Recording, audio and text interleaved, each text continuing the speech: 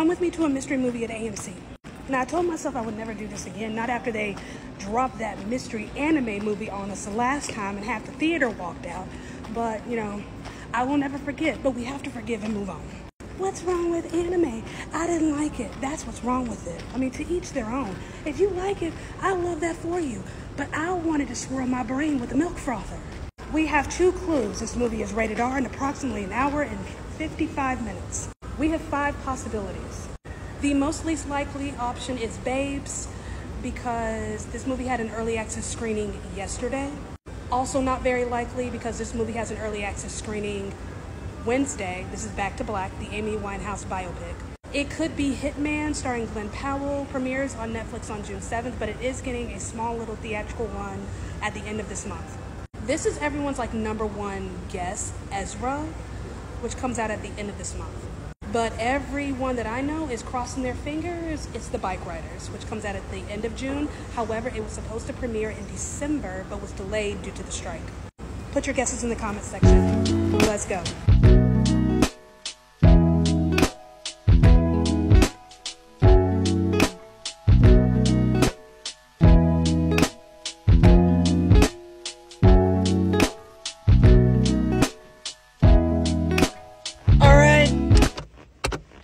Let's talk about it. So do you remember when I said that this movie was the least likely to be the mystery movie?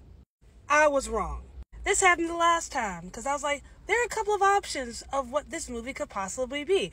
But the least likely option is going to be the anime movie. Why would AMC do something so niche? Again, why would AMC say a never before seen feature for a movie they literally showed the day before? But AMC did that. I'm going to be honest, I'm a little irritated. What's the point in having a mystery movie for a movie that hasn't been shown yet, for a movie that you've already shown? But I digress. So that was Babes, directed by Pamela Adlon, stars Ilana Glazer and Michelle Buteau. Dawn and Eden have been best friends for years. Right after Dawn gives birth to her second child, a little girl, Eden has a one-night stand with a dude she meets on a subway named Claude. They have a nice night, it's sweet, it's wonderful, but then Claude kind of ghosts her and she never hears from him again. We do find out what happens to Claude, but I'm not going to spoil it. I will say, Claude did leave some things behind. A bow tie and an unborn child. Eden is pregnant. Congratulations to her. Now she's got to figure out how to navigate single motherhood, but hey, she's got her best friend Dawn with her. And Dawn vows to be there for Eden all the while she's navigating this new normal of being a mother of 2, a working mother of 2. As irritated as I am with this being the mystery movie, because it's really not that much of a mystery, again, why give us a mystery movie if it's a movie that you've already shown? That makes no sense, especially when it's supposed to be a sneak peek. The movie's fabulous. There was a movie that came out a couple of months ago called Drive Away Dolls, stars Coleman Domingo's in it, Pedro Pascal, Matt Damon is in it, Maggie Qualley. This movie, Babes, is what that movie was trying to be. It was trying to be a female buddy comedy, and it failed. Why? Because you had these women who were trying to be men, trying to be funny like men are funny. Almost like we're trying to even the scale. We're trying to be fair. But the fact is, men and women are different, and our funny is different. And this is very much just a woman's woman kind of movie. It's all about motherhood and female friendships. Just the quirkiness of what and who we are as women.